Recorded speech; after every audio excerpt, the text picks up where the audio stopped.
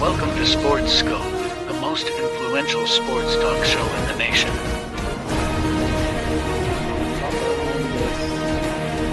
What is today, the 19th? Stay tuned for updates and great sports content. Hello, everybody. Welcome to the Real Sports Scope. I'm your host, Robert Butler, on this 14th day, Thursday. Got a great show with you for tonight. Going to talk about tonight's game. This is a big game, actually. The Eagles Commanders, a little bit different take than a lot of people may think here. Also, Jon Gruden, and Jon Gruden's got a job back in media with Barstool Sports. I'll talk about that. Got a cut from that, and also 30 minutes past the hour, we'll have Coach Kevin Carroll be back here. Was trying to get him and Carlos together, the Mad New Yorker, but Carlos is in Colombia. This family, seeing family and whatnot in Colombia, the country there. So he won't be in tomorrow either, my guess is. So it'll probably just be me tomorrow talking about this big fight coming up, talking about the fight, Jake Paul, Mike Tyson. But also, just want to talk about that with tonight. Myself and Kevin will be going over the Tennessee-Florida game, get his take on the college football playoff and where it stands right now. So stand by. We'll take our first and only break. I'll be back here momentarily. We'll hit the ground running here on the Real Sports Scope. Hello, Sports Scope followers. The program has seen tremendous growth since going 5 days a week. I just wanted to thank everybody for your cash contributions and sharing the program with friends and families. Just a reminder, if you want to contribute to the program, go to the Cash App, the cash sign, and Sports Scope. There are other ways to contribute to the program listed at the bottom of the screen. If you want to advertise on the program, go to sports, that is sports with an S, another S, scope, SKOPE, at gmail.com, just like it's listed at the bottom of the screen. Thank you and enjoy the program. I'm Mac, CEO of National Streaming Sports and host of the Mac and Jack Sports Show. You're watching the sharp-dressed man and the big story breaker, Robert Butler, on Sports Scope, Monday through Friday at 8 p.m. Eastern on National Streaming Sports. Thanks. Introducing National Streaming Sports, live and on-demand sports talk programming that you can access 24/7. For the premier sports talk experience, tap into our Roku channel. Start your mornings with Mac and Jack covering all the weekend sports action. Then pour a cup and enjoy all the sports you can drink on the Coffee and Sports podcast. At midday, talk sports from east to west on the Coast to Coast podcast. Followed at night by some hot girl talk with Prim and Proper Sports featuring Sonia Pearson. Talk boxing on the Gloved Fist. Yankee fans tune in for Start Spreading the News. And there's more on the College Sports Huddle and Sports Scope with Robert Butler. There are 20 podcasts in all and 70 weekly shows giving us a 3.4-star viewer rating. To find us on Roku TV, search for National Streaming Sports on the Roku search bar. Click on the logo and you're in. National Streaming Sports, live and on-demand sports talk for America. National Streaming Sports is brought to you in part by BetUs.com, designed for true fans. NFL odds, Week 1 and futures, college football odds, including Heisman Trophy favorites and playoff odds, NBA odds of division winners and playoffs, Major League Baseball playoff and World Series odds, the National Hockey League Conference playoffs and Stanley Cup odds, and boxing wagers. Betting opportunities include versus the spreads and outright winners, also during the game. Use our link on our website, nessp.info, the Bet Us Opportunities webpage, for a 125% bonus on your first 3 deposits. Must be 21 years old, and remember, bet responsibly. I'm Mac. All right. Sorry about there. No, it's a little bit of a long break here. Okay. Let's talk about tonight's game. This is a big game. The winner, well, if Washington wins, obviously they would be in first place. And of course, Philadelphia is already in first place. I think this is a big game. Kind of bummed it's on a Thursday, be honest with you. This should be like a Sunday night game. I really think this Commander team's playing that well. Brian Robinson will be back. Brian Robinson will be back for the Commanders here. I think he's going to play well tonight. Robertson, 2-game absence, kind of got his rested legs here. And plus, it looks like they're going to have Brandon Coleman back at left tackle here, not unless something's changed in the last few minutes. This is, like I said, this is going to be very interesting. This guy did not play against the Steelers, the left tackle. Steelers only got to Jaden Daniels 3 times. Remember, that was a 1-point game. That came down to just inches. I mean, inches away from being called on the first down and possibly the Commanders going down for a game-winning field goal here. At the last 2 years, folks, this Philadelphia-Washington game over the last 2 years, or last 2 games, was a 1-score game, and one of these games actually went into overtime. So if you really add all that up, you got Philadelphia. They're about a 3.5-point favorite, 3.5, 4-point favorite, depending on which book you look at. I actually like the road team, actually. I do not think between Washington, Philadelphia, and the Commanders that play down in, Washington, Philadelphia, and New York, those 3 teams in the NFC East, I don't think home field advantage has anything really effective-wise as far as travel. I mean, they're like a train ride away from each other. Those particularly 3 state. If you look at these games, sometimes the Giants play better in Philadelphia, or Washington wins in Philadelphia and Philadelphia wins in Washington, and vice versa. So I don't think that's going to mean a big deal there. I'm actually calling for the upset tonight. As good as the Eagles have been, I think the Commanders beat them tonight, 27-24. I like the Commanders to get that upset here. And another close game here. And we'll see how this thing plays out tonight. I think that will happen. And a lot of the national sports talk shows will be talking about the Commanders tomorrow. Now, again, Philly wins. They're supposed to win. They're favored to win.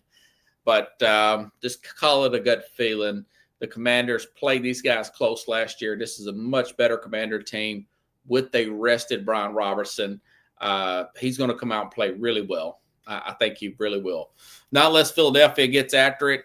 And, of course, they got the ability to do so, okay? Like I said, they should win. They are favored to win, okay? Interesting story out of the sports media world. Now, John Gruden has been talked about. John Gruden has been as an advisor with the Saints back when Dennis Allen was there. There's a connection there. There's a connection with Derek Carr, with John Gruden there. And, of course, we know he used to be the Raiders head coach there.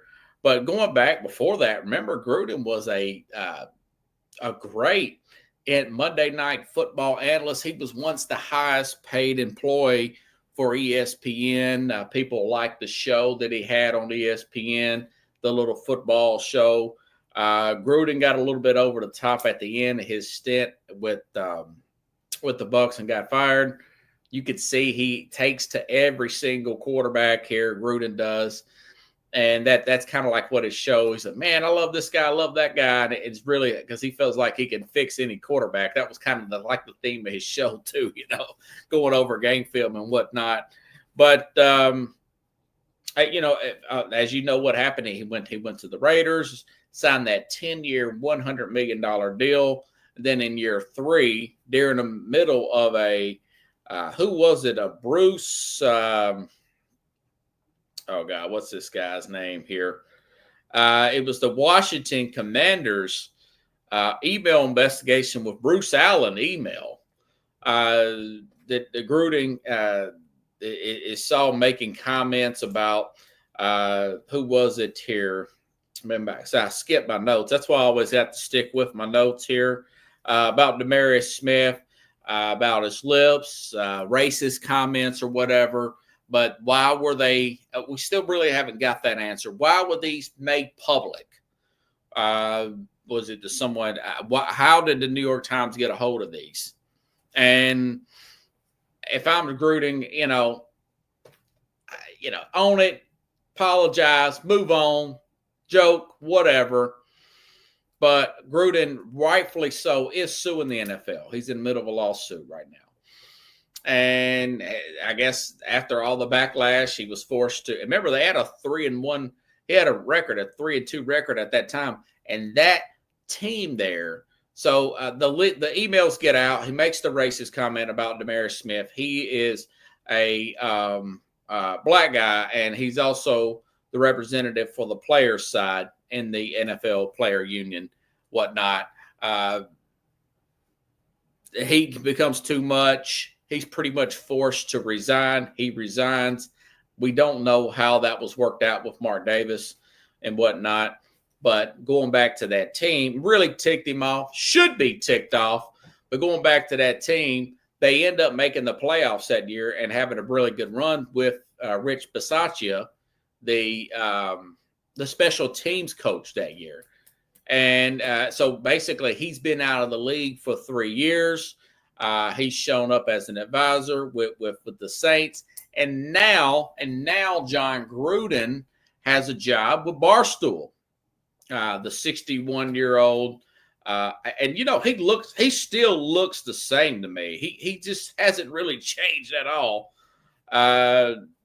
CBS said he previously wanted to return to coaching. He told CBS in September he watched a lot of college football team. Yeah, I'm interested in coaching. I think he probably will get a job, and I hope that him being back on the media scene after signing this deal with Barstool, that somebody gives him a shot this year. I mean, you've got the Jacksonville job's probably going to come open this year, okay? The Saints job is already open. I don't know if he'd want to do any of them. If I'm him, I want a new quarterback and a fresh slate of players, not unless I've got a quarterback like a Trevor Lawrence to work with. That would be a pretty good fit with him, since he did used to work with the Tampa Bay Buccaneers.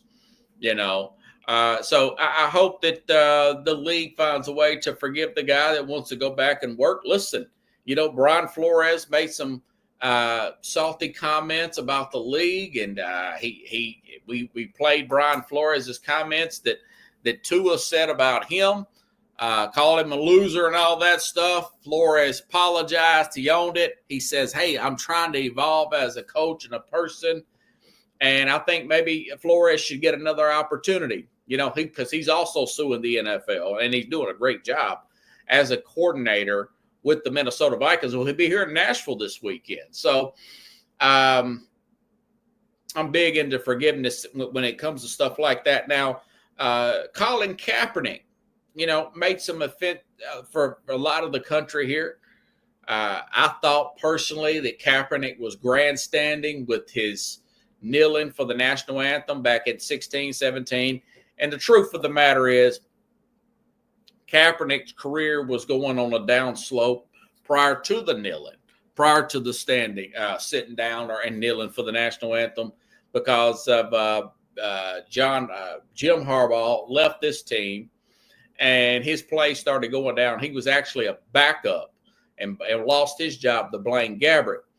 But, all that being said, if he had gotten his act together as far as being a player, I'd have forgave him for the kneeling for the national anthem and gave a guy a job. I just think that at the end, one thing, his play wasn't that good. For another thing, he was playing games with the media, and the teams that are scouting saying, well, we want to do the tryout. Remember, he had a tryout a few years ago.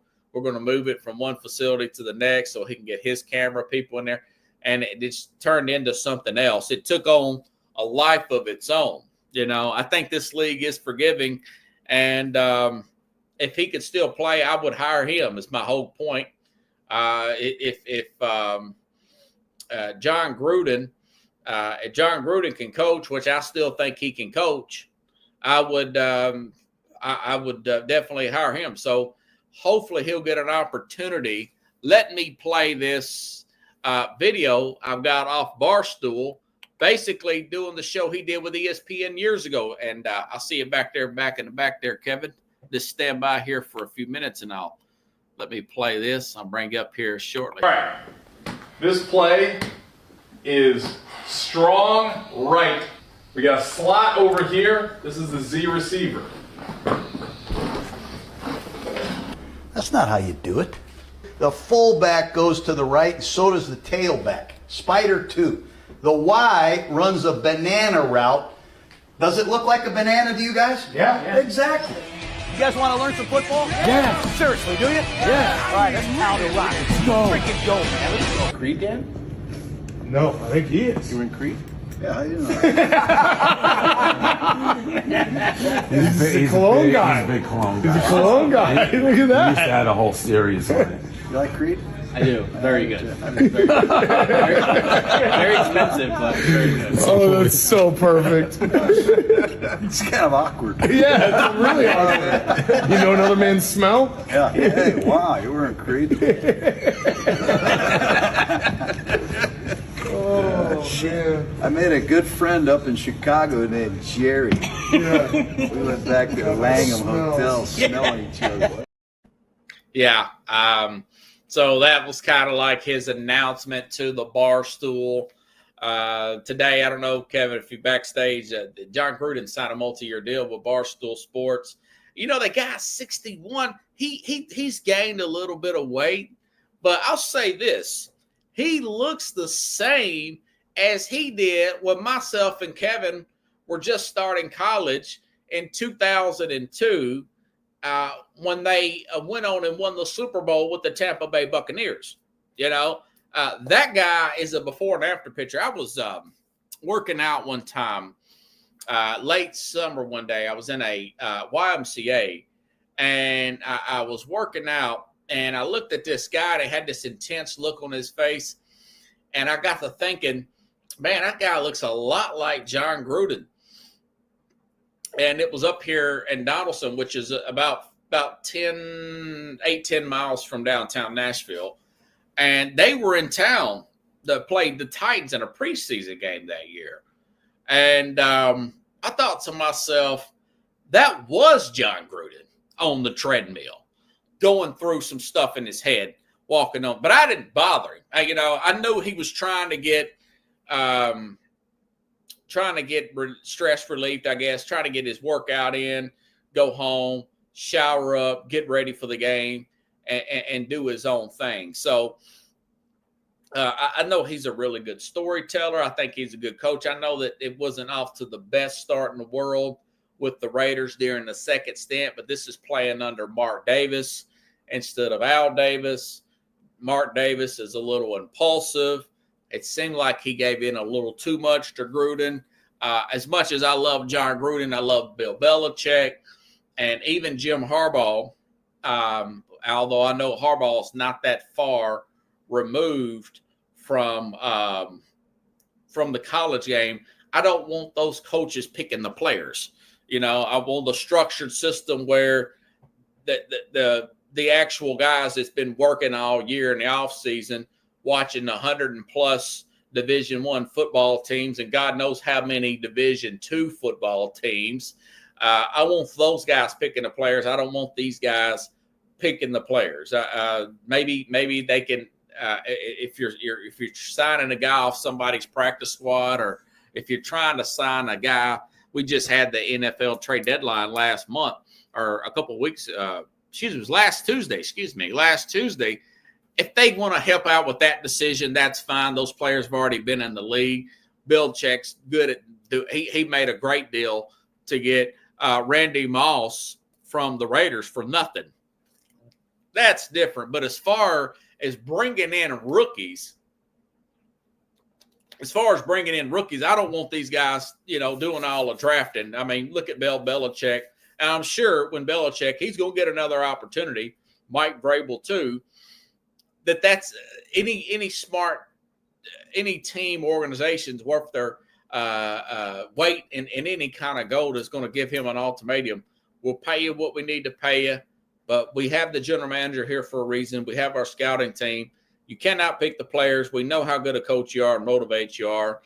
That has been proven time and time again, going back to Mike Holmgren.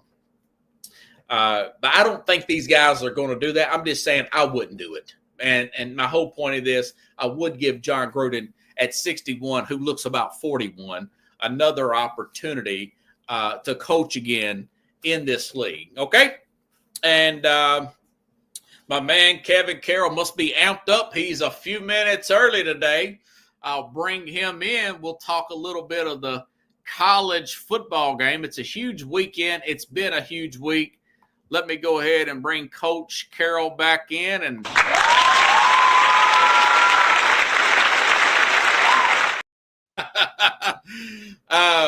good to see you again. Carlos was wanting to come, but he's doing a family thing that he's got to go to Columbia, the country. So he sent me some texts this morning. He's going to try to chime in today, but I have not seen his comments come up here yet. He was in South Florida earlier this morning sending me texts. So right. It's all good. It's all good.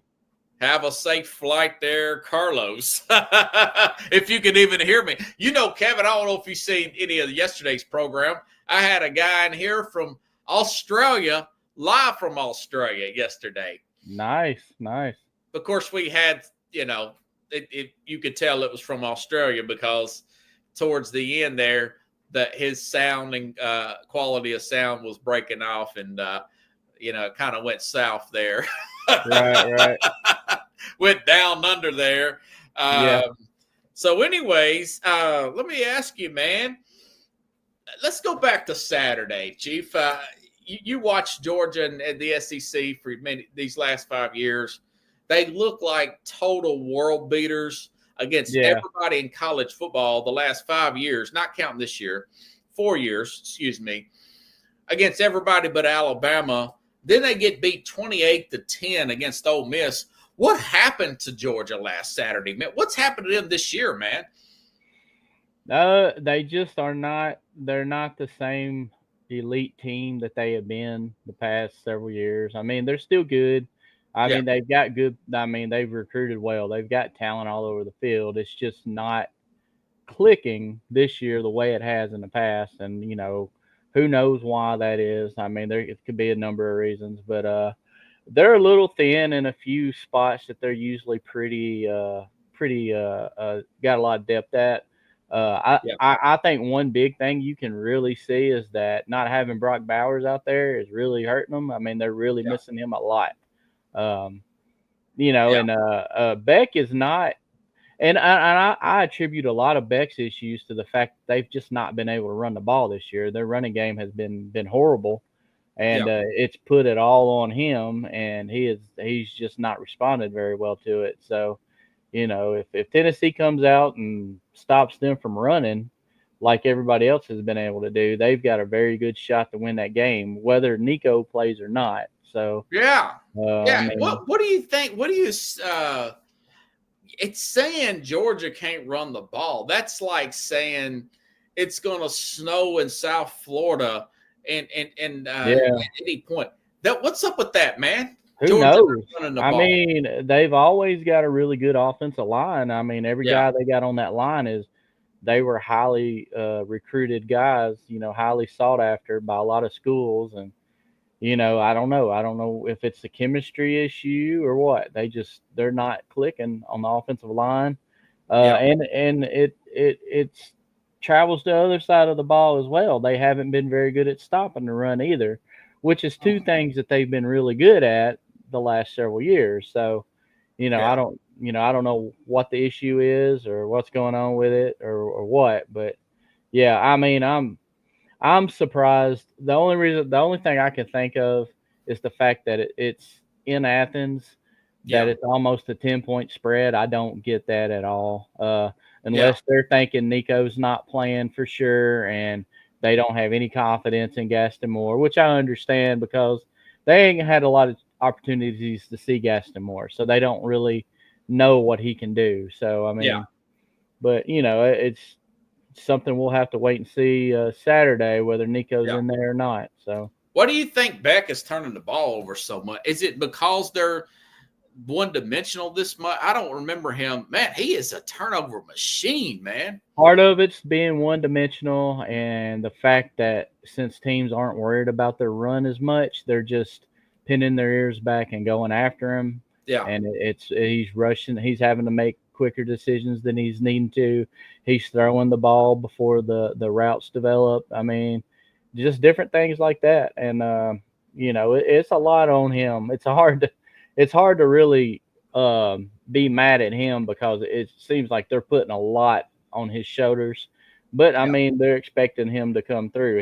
He's the quarterback. He's the big money guy. He's supposed to be able to do it, and he's just not doing it this year. The way they're still what, 7-1, 8-1. I mean, so you can't. No, they got 2 They losses. lost 2. They lost 2 now. Yeah. So I mean, which is uncharacteristic of Georgia the last several years. So I mean, I don't like. I think they're just putting too much on him. He may not be the quarterback that everybody thought he was. You think he's still a first-round pick? I think he's dropped big time because of this. It looks like Will Levis out there, don't he? Yeah, I wouldn't want to pick him in the first round. I honestly, I'm not crazy about any of the quarterbacks this year. As a Titans fan, I'm at a loss of words of what they need to do right now. Honestly, I'm like, I don't even know. I don't know where to start. I mean, it's just horrible. So I mean, yeah, that's true. That's true. What is your take on Lane Kiffin? It's got to be the biggest win of his career. I know he's had some years with USC, but this feels like at the highest level, that's probably his biggest win, wouldn't you say? Oh yeah, it is. Georgia's. I mean, he typically don't beat Georgia or Alabama, so I mean, anytime he beats either one of them, that's a huge win for Lane Kiffin. That's probably his biggest win the last couple of years. They're a good defensive team, so I mean, that showed Saturday. So the only difference in our game and their game is we're playing them at their place instead of the other way around. Yeah. And defense travels, though. I expect our defense to have a lot of success, and we can win with Gaston Moore in there. They just got to run the ball, and he don't have to light it up. Just don't turn it over. Just complete a few passes here or there to get first downs, and lean on Sampson. Let Sampson do his thing and play good defense. That's a recipe for success right there. Just don't fumble it. Don't throw interceptions. What do you think is up with all these that guy fumbles every week, don't he? Dylan Sampson. He does. This past week, I don't really hold that too much against him because if you saw that play, the guy put his helmet right on the ball. And I mean, Sampson actually had that ball really tight. You could tell he saw the hit coming. He braced for it. But it's just sometimes you just gotta put your hats off to the defensive guy for put his hat on the ball like he's coached to do, and that causes fumbles. That's the best way to cause fumble right there. So I mean, the ones leading up to this week, or last week, that was on him. He shouldn't have dropped the ball, but this past one, I kind of give him a little leeway on that one because that guy just made a good play on defense. Not impossible to hold on to the ball, but very difficult under those circumstances. So Do you think Tennessee just simply plays too fast at times, and they just, you think Heupel would tell them, hey man, just slow down just a little bit, like what John Wooden used to say in basketball: play fast, but don't get in a hurry. You guys are causing those fumbles. You're giving the opposition too much opportunity, man. Right. I actually think the offense, including Nico, is actually where they need to be right now. If Nico don't go down Saturday, they probably score 40, 50 points. And they probably could have scored more with Gaston Moore in there, but I think once Nico was out, I think Heupel just kind of went into a quality control mode and was like, our starter's not in here. Let's just, get out of here with a W. That's the most important thing. So, yeah, I believe that's what happened. I think our offense is actually there. If they're not all the way there, they're pretty close. I really hope Nico plays this week because Is there any other injuries of your concern other than the Nico potential concussion or whatever? The only one I can think of that comes to mind is Bishop, the backup running back, because we need the depth at running back. Okay. You saw Sampson get hurt this past week. I think that I don't have a problem with them running it as much as they do. Okay. It's just if they're going to run it that much, they need to rotate more because I think they put a little too much on Sampson this past week, which I think kind of contributed to him getting a little dinged up at that one point. But, I mean, he come back and he was fine. Like I said, I think it was just a little bit of overload too fast, and that kind of caught up with him. But, Bishop being there helps with that because Bishop, he can kind of come in and I don't really think there's really a drop-off. I mean, I think Bishop comes right in and picks right up where Sampson leaves off, and he's productive. And, and against Georgia, where running is probably going to be a big part of the game, especially if Nico can't go. I think that's something that we definitely need. We need Bishop in there doing his thing. So, but as far as injuries, like I said, that's the only one I can think of. Is no Brew McCoy. Everybody's good. As far as I know. I know. It seemed like some guys went down for a minute and then they came back in. I thought it was Brew McCoy, but it might have been one of those other receivers. Yeah. Have you heard about on Nico? I mean, I heard he was in the concussion protocol. Yes. And I've heard a lot of different things. He's been practicing, which tells me you don't. If you wonder is that limited or it's just how these coaches like to hide. You never know. But if you had a grade 2 or a grade 3 concussion, you're not practicing first of all. So it had to be a mild concussion, or he wouldn't be out there at all. So if he has a mild concussion, that would lead me to think that he should be okay on the protocol test whenever they observe him, or I'm not sure how it works, but whatever they do. When I got concussions, we didn't have a protocol. It's like, are you good? I was like, yeah, let's do it. So, But, let me ask you this now. Well, to go back to your question about did I hear anything? The guy, remember the Bear that used to be on ESPN? He's the one I heard say that he don't think he's going. I have heard that. Yes, but he said he can't even like commit fully to it. He's just like, that's just what I'm hearing. Blah blah blah. Yeah. And if Tennessee, he's got his sources, but I guarantee you Tennessee is not showing their hand too much. So, whatever source it is, they're speculating. I think they're just speculating. I don't think anybody knows what's going on except for Tennessee, Coach Heupel, Nico. Those guys know what's going on. I've heard several things. Nico says he feels fine. He's ready to go. So, I mean, we'll see. I mean, maybe they're wanting. Maybe if he can't go, they want to make sure Georgia's preparing for both situations. Basically. That's what I feel like. I hope that's not the case now. Yeah. Barstool reported last week, Saturday, when this happened, that it was just a rib injury. That's what I heard at first. Yeah, I mean, that's just what this is crazy, man. I mean, nobody really knows. Yeah. Nobody really knows. They can play those games in college, they can't do it in the NFL. Yeah, and I mean, you knew he was going to put him as questionable on the injury report. I mean, just to make people, even if he was 100% ready to go, they're going to do that just to make people think about it. I mean, so you never know what Coach Hype. He seems upbeat and happy when he's, looking at his body language and stuff. He looks like he's confident that Nico's going to go. So he's got a good poker face if he's not. Yeah, I know. It's like. So does that feel good about it? And blah, if it's blah, blah. If it's just a mild concussion, yeah, I think he should be able to go. If he's been practicing, I don't see how he's not playing Saturday. But I mean, you never know. It's not up to me, so we'll have to see. I mean, And The even if it Gaston was up Moore- to me, I don't want the guy to get hurt. I mean, if course it's not. something that's going to hurt the guy, then sure, he don't need to play. I mean, I'd love it if he's good and good to go, but I don't want him to go out there if he's not ready to go and he ends up injuring himself even worse. I don't want him to turn into a Tua case. So, I mean. Well, he's a great big old guy, you know? Yeah, he is. Big difference. My thing is, maybe this guy is probably a better thrower. You know how, I mean, I love Nico, but he does turn the ball over a lot too. And this Gaston Moore guy, he's a senior. He's followed Josh Heupel around.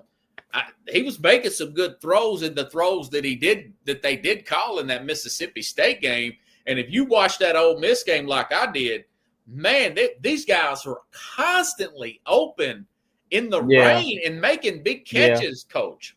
Yeah. Hey, you put Nico in that situation and he'll dice those guys up. You think? I'll tell you what, Gaston Moore, he didn't play bad. I thought he did good for the time he got to play. The difference between Gaston Moore and Nico, he cannot make some throws that Nico can make. Straight up. If he tries to make it, them, he's probably going to turn the ball over, which is what I think happened against Alabama. He tried to make a throw that he wasn't capable of making, and he got a turnover. And that's the difference between him and Nico. Nico's more talented. And like I said, I think Nico was playing good in that game. He hit 2 of the long balls. I believe he probably comes in second half, probably hits 1 or 2 more. They score 2 or 3 more touchdowns in the second half. I mean, I think the offense was actually looking pretty good. You know, we hadn't scored in the first half, and I don't know how long. We scored 20 points this half. I mean, that was a good half for us, you know, having our record the last several games. So I think they were turning the corner, which is what sucks a lot about Nico being out, is the fact that, you know, they're just starting to get their rhythm and get the going. And I wish they could have had that second half going into the Georgia game with Nico playing, you know, just to get a little bit more comfortable in, you know, the speed and everything that they were doing. And it's like I said, this is one of the main reasons why I wish Nico had started last season. I wanted him to get all this stuff out of the way. That way, when he come in and this season, he wouldn't have any of the road stuff to have to deal with. He'd already have done it, and you know, I think it kind of hurt not starting him. But it's like we talked about before. Heupel has to play a different game now when it comes to the landscape of college football. Your players have got to trust you. Your seniors have got to trust you. If he turned his back on Milton, the other guys might have hit the portal. There might have been some more guys hit the portal. I mean, Tennessee has been one of the better teams of keeping guys out of the portal. And that's probably part of the reason why. So in the long run, you got to look, is that more important, you know, for the team as a whole to keep the guys you got? So it's just hard to say. I don't know. What if they go down there? This defense is good. We've talked about this a few weeks ago. It's probably the best defense they played in 20, 25 years. Probably. What if this is a tight game? Tennessee loses a game. Nico don't play. Tennessee sitting there with 2 losses. Do they got a shot at the playoff coming up in 2 or 3 weeks? Or is this the last stand? Look at how many teams got 2 losses, man. Yeah, it's a whole bunch of them. I can't freaking stand the committee. I've not liked this committee thing ever since they've come up with it. It seems more like an election to me than it does actually earning a playoff spot. I think Tennessee's underrated. They are underrated. I think they put Georgia where they put them. That way, if they beat Tennessee, they can freaking just swoop them on out of the top 10. I mean, it seems like that's what they did. It's like soon as Tennessee loses, if Tennessee loses to Georgia, they're gone. They don't care how close it is. At the beginning of the season, I thought 2 losses, they could still get in the playoffs.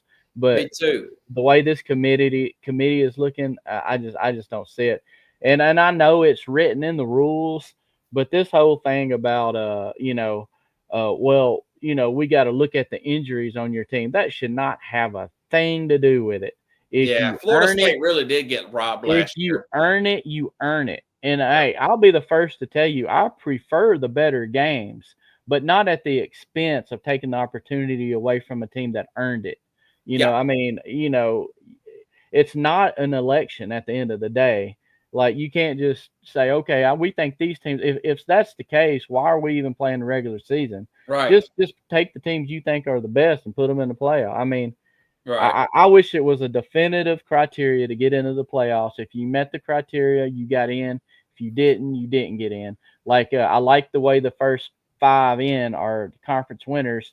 That's without question. They earn that. They're there, Yes. And I wish they could figure out a criteria for use the BCS computer for the rest of the field. Well, maybe that's fair. It's a computer. Maybe do the one have the one open for the group of 5. Like, if they win their conference and they're undefeated, they get that 6th spot. But then the other 6 is completely BCS, where you finish in the BCS computer rankings. That I would be okay with that, honestly. I mean, what good win, not loss, does Penn State have? They don't really have any. USC? They don't really have any, I don't think. Yeah, and the USC's they're not even 500. They're not even 500 anymore. So right. I mean, so I don't really know. And really, I mean, as much as we like Texas, what good wins have they got? I mean, we know how bad Michigan is. Oklahoma's bad. Now that hurts Tennessee too, you know. So Texas, I mean, I don't guess they really beaten anybody, but they got them at 3 now. So what if A&M beats them in the last game of the season? I mean, you can't just leave the SEC. I mean, there's so many teams that's going to have to look at Alabama's win. I mean, they're back in it, right? Beating LSU. Yeah, they're in it. They're in it, and it's unfortunate because I think that was more of LSU showing, their deficiencies than it was Alabama showing they were so good. I think LSU just, I don't believe they were what we thought they were. Apparently, they looked really bad. And if you look earlier in the season, Alabama was blowing people up too, and then they come to Knoxville and they play a good defense, and they get the brakes get put on them, and they don't run up and down the field like they were against the rest of the teams. Tennessee, I think Tennessee's got opportunity. I think they've got to win this game to get in the playoffs. Unfortunately, it's starting to look that way. Yeah, and because the SEC's beating up on each other, and there's going to be weak teams from these other conferences. Big 12. Oh my God! I mean, what if Ohio State beats Indiana? Are you going to put in Indiana 1 loss over 2 loss? I think Tennessee could beat Indiana. I think they could too. I believe they could too. No question in my mind, they could beat them. You're starting to hear Tennessee these narratives. Tennessee would run through the Big 12. I'll tell you that right now. Yeah. I mean, or Big 10, excuse me. The Big 12 is what I'm talking about because you got BYU undefeated. Yeah, they're undefeated. Yeah. And then, the crazy thing is, I think Colorado matches up good with BYU. They could, if they, because the rest of their games, they could win out. They don't have a very tough schedule. Yeah, Utah's kind of fell apart. What happened to Utah? Is it injuries? Injuries. Their quarterback is out for the year. Yeah. And they kind of lost it without him. And I mean, Colorado could end up in the playoffs. And then you got BYU sitting there probably with 1 loss. I mean, do they get kicked out of the play? I mean, it's like right. some good teams are going to get kicked out of the playoffs because the rest of these conferences only have 1 or 2 good teams. I mean, it's just kind of sad. But I mean, hey, it's a field of 12, so you can't complain too much. You can't complain too much if you don't make it into a field of 12. I don't like them playing these name brands. I think that Tennessee should get a little bit more love, but maybe if I'm hype, I'm playing that up in the locker room. Yeah. They got to win this game. This is a huge game for Tennessee. They have got to win. And Georgia, if they win, they're more than likely getting into the playoffs with 2 losses. Because of their schedule. I'm okay with because they played the toughest schedule in the country. So I mean, you gotta give that to them. It's fair. Even with us, if we finish with 2 losses and they get in over us, it's fair because, like I said, they had the toughest schedule. And they in the beat country. Tennessee. How do you see this game playing out with Tennessee, Georgia, man? It's just too many unanswered questions, man. Yeah. I want to know if Nico's playing, first of all. So I'll have to give you two scenarios. With Gaston Moore, like I said, he does not have to light it up. Just get some first downs here and there, make some good throws. Our defense needs to create turnovers. That's what Georgia has done. They have turned the ball over, so we need that to happen. A special teams play. Boo Carter looked like he's ready to take one back to the house at some point. That's the other guy. Yeah, I like him, man. Yeah, he's a fiery freshman, really, really good player. If we could get him to take one to the house, we could get maybe one pick six, one or the other, either a return or a pick six. Get some more turnovers, get some more points, whether they're field goals or we get in on a touchdown. We can win with Gaston Moore. With Nico, we could either go from losing the game to winning by 2 to 3 scores. I mean, that's the difference. I think Nico will be able to hit on some long balls against Georgia. I don't know if Gaston Moore would. I do believe Gaston could hit some downfield shots, maybe not over the top, but, across the middle, stuff like that. That's more his range. And you can win the game doing that, as long as you play clean and don't make mistakes and have success running the ball, which we have been able to do. So just don't be sitting in the pocket, either Nico or Gaston Moore. You get back there, you either get rid of the ball, you run, or you throw it away. Don't get sacked over and over again, because those guys, they come in, they hit hard. Georgia's got some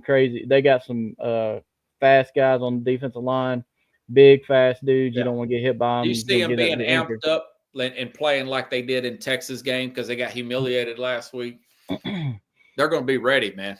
It's gonna have one or two effects. Either they're gonna come out just crazy, ready to go, or they're hinging on giving up on the season. I mean, which one it is, I don't know. When you're talking about 18, 22-year-old kids, it's hard to say, what their mentality is. I believe Tennessee is going to come in wanting to win. They want to get that moniker of this road stuff off their back. Yeah. And you know what? If we want to win a national championship, we need to win a game like this. Period. Yeah, Georgia. We need to win a game like this. Period. And I hate that we got to talk about the possible scenario of Nico not being in there, because that is our team. That Nico is our quarterback, and plus he's the running threat that I don't think the other guy is. This Gaston Moore's not a running threat. Yeah, he's going to need to get rid of the ball if he's feeling the pressure. And I don't know if you noticed also, Nico, the last couple of weeks, he has been able to feel the pressure in the pocket. It's like he's moving out of the way when he's not even looking that direction. He just feels it coming, and he steps up, or he moves around and he gets the ball off. He's gotten a lot better at that the last couple of weeks as well, which is why I think he's coming into his own. I think. You think he's going to play in this game? I got a feeling you're leaning towards you're thinking he's actually going to play Saturday. The reason I kind of think he's going to play is because he's been practicing, from what I'm hearing. Yeah. He's been out there practicing. And if you got a bad concussion, you got to stay out of the light, first off. I mean, right. I've had to deal with concussions. I know how it is. It can mess you up, make you get dizzy, get sick, headache and stuff. Yeah. Yeah, and so you got to stay out. You got to stay out of light. If he's been out there throwing the ball, doing his thing, that tells me that he's okay. But I mean, we don't know if the information we're getting is 100% accurate. Right. I mean, so that's the only thing. They can stay limited, which is throwing the ball on the sideline. Yeah. So I mean, we don't know. We don't know what's going on. If he actually is out there practicing, then he's probably going to play. If he's just kind of out there not doing anything with a towel over his head, I mean, we don't know. We don't know which playing one mind it is. Games. I'll put it this way: if they don't turn the ball over, regardless who the quarterback is, I agree. They turn it over every week, man. And what do you think about that kicker mixing those kicks in the Kentucky game? Yeah, 3 kicks, man. I heard the deal on him. He had like the flu all week. Oh, He'd was been- that it? Okay. He'd been sick all week, and kickers. You hear the moniker on kickers. They're head cases. So Yeah. once he starts missing, he just keeps missing. And I didn't hold it too much against the guy because he's a true freshman. He's been great for us all season. Then he comes to this next week and he doesn't miss one kick, and he also kicks a career long. So I mean, he hadn't missed any less than 50 yards up until against Kentucky, and then Okay. of course he missed those, and then of course he hit a career long. It was 50 something. I'm not sure what it was exactly, but. And then he was 3 or 4 for 4. I can't remember, something like that. Since those 3. Okay, so that was But just yeah. the flu. Okay. Yeah, it's flu, and like I said, he wasn't able to practice a lot that week. And not to make excuses, it's just Yeah. like I said, once he missed one, he got in his own head, and he just kept missing them. His overcorrecting, and then like I said, I wasn't worried about it because he'd been solid up until that point. He just had an off game. And then he proved that was the case when he come in this past weekend, and he hit every time they called on him. So, Man, yeah, I think he's a good kicker. Yeah. He's a good kicker. The crowd would, if you're just looking at this game and you wasn't paying attention to the league, I like to go back and look at box scores and see how the two teams matched up last time and the time before that. And if you just look at that and you say, okay, Tennessee, Georgia looks like a time and a half better team. I think it was like 38-14 or something like that. Yeah. Destroyed Tennessee last year.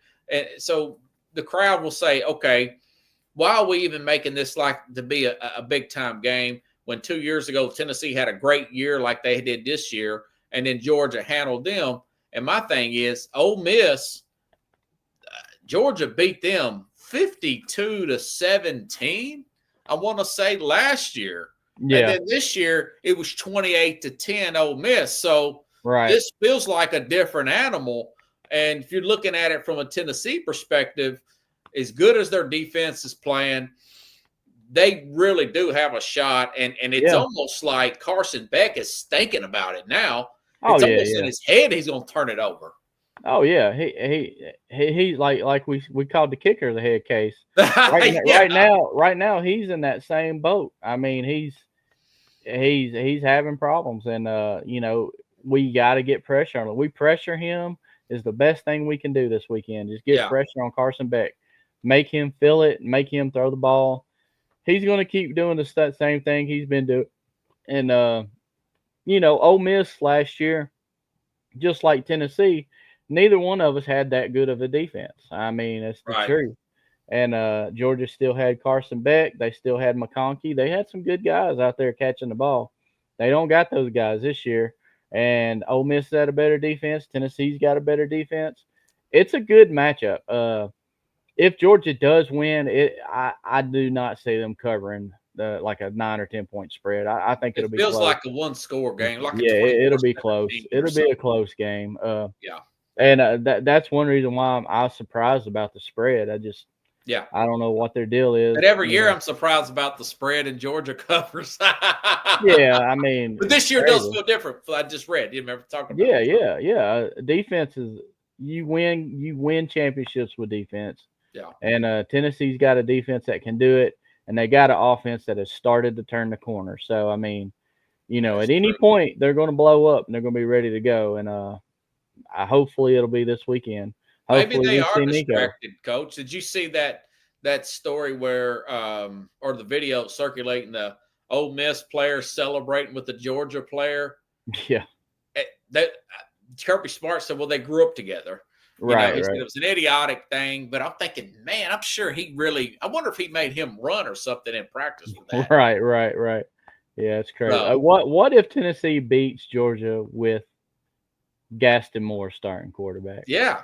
They got to be in the top 5, right? What will the committee say about that?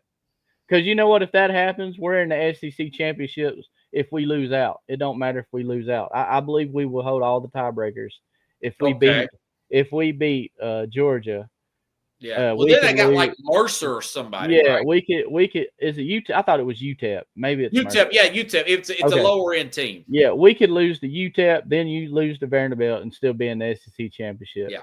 Now I don't want to do that because if we lose the SEC, we lose the SEC championship, we're not getting in the playoffs. But Yeah. yeah, if we beat Georgia, I'm confident we win the next two games. I don't think Vanderbilt's going to be yeah. us. They'll beat UTEP. Yeah. And we'll be in the SEC championship, and then we can lose that and still get in the playoffs. And so I mean, Yeah. it'll be okay. They'll likely be to a Texas, but it could be to an Alabama again because Texas has got they got A&M, and that's going to be a tough game. I think it's at A&M, isn't it? A&M has only lost one SEC game, so Right. I believe. Oh, I think it was 2, wasn't it? No. Notre Dame doesn't They count. lost does to it? Notre Dame, yeah. Yeah. So if I believe this, the winner out of Georgia and Tennessee, I think is going to play the winner out of A&M and Texas, and that's going to be for the SEC championship. Okay. I think that's how it's going to shake out. Yeah. If Texas does, because if Texas beats A&M, then they got 2 losses, and Texas only has the 1 loss still. And then if A&M beats Texas, Texas has the 2 SEC losses, and A&M's just got the 1. So yeah, whoever wins that game goes. You remember you said you didn't think A&M was going to do it.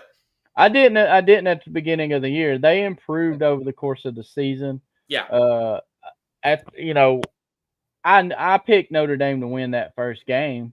Me too. Then Notre Dame didn't look as good as I thought they were, and now they're starting to look like like I thought they were going to be. And so if they finish out Notre Dame, it's going to be hard keeping Notre Dame out of the playoffs, even with a loss to NIU. I mean, it's going to be hard to keep them out.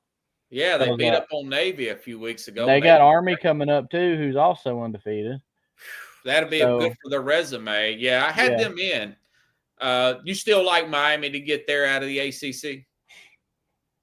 I think Clemson can beat them, honestly. Really? Yeah, and I think if that would be a comeback story, wouldn't it? But let's see. Yeah, if Clemson gets in with 3 losses, Clemson could get in the playoffs with 3 losses, actually. And you think they're going to actually make it to the ACC championship game? I don't know if they will or not because Pittsburgh is still only lost. I'm still one. leaning Miami. SMU is only lost one. I keep forgetting that they're in that conference. Yeah, and I could see any one of those teams beating Miami. Honestly, SMU, Pittsburgh, or Clemson. Clemson's probably on the outside looking in right now because I think they've had a couple losses. I don't know if you saw. I called that Georgia Tech game Saturday. Yeah, they won. Yeah, I called that game. I said I woke up. I put on Facebook. I said I got a feeling about Georgia Tech today. Did you bet it? I didn't bet. I don't bet on. I never bet on any sports at all. That's good. It's the rule I have with myself. I don't do it. I don't. The only gambling I'll do is I'll do those football cards for Super Bowl and stuff where you buy a square. I'll do that. I know you like fantasy.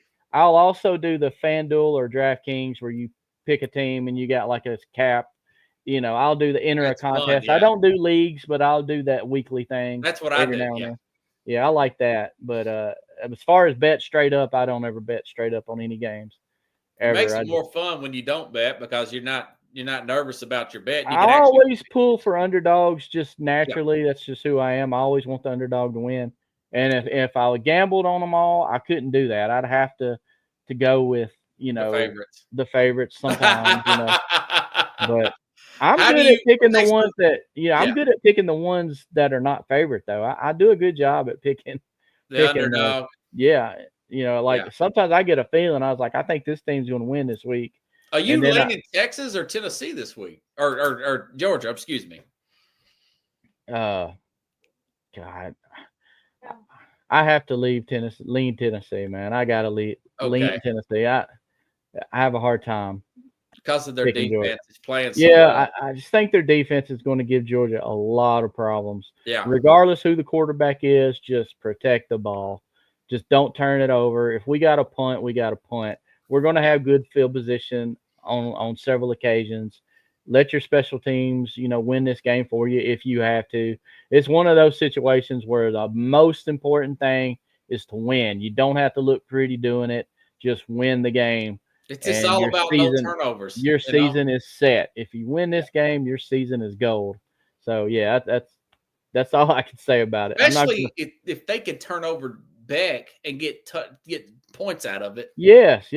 And not turn the ball over, I think they can win, And if Beck, if he has one or two, whether it's a fumble, interception, he's inclined to have more. He gets in his head, like you see, he starts having them, and he's like, "Oh, here we go again." Remember Max Schaub, the NFL quarterback? Yeah. Once he got in the habit of throwing pick sixes, they actually had a pick six hamburger named after him when he played for Houston. Well, they need to make the after this game they'll come up with the Beck Mac. Hey, the studio audience loved it. There you go. Kevin Carroll, everybody. I tell you what, if Tennessee wins, man, I have to bring you back on the program next week, buddy. It'd be nice. That'd be and great. If they lose, forget about it. Yeah, hey. It is what it is. We could talk maybe the playoff or something with somebody else if they lose. For sure, man. Hey, I'm really looking forward to this playoff thing coming up. Yeah, me too, I'd buddy. love for us to be in it, but if we're not, I'm still going to enjoy it. But I want that game in Knoxville a couple of weeks after the regular season. I think that would be awesome. I want that more than anything. And, that could be the scenario winning the SEC championship because the SEC winner might be the number 5, possibly, because we're beating up on each other, which is pushing us down the rankings a little bit. That's true, brother. That's good food for thought, man. Yeah. Kevin Carroll, everybody. Appreciate you, brother. I'm over on time. Have a good one, bud. You too, man. See ya. Hey, everybody. I'll be back tomorrow, likely by myself here, talking about the fight tomorrow. I'll give you my prediction between Mike Tyson and Jake Paul. I got a funny clip Mike Tyson said with this little kid interviewing him. I'll play that tomorrow as well. I'll give you my picks in the NFL. And, of course, I'll give you my final prediction for Georgia, Tennessee. Have a good night, everybody. I'll see you tomorrow, same time, same place, here on the Real Sports Scope.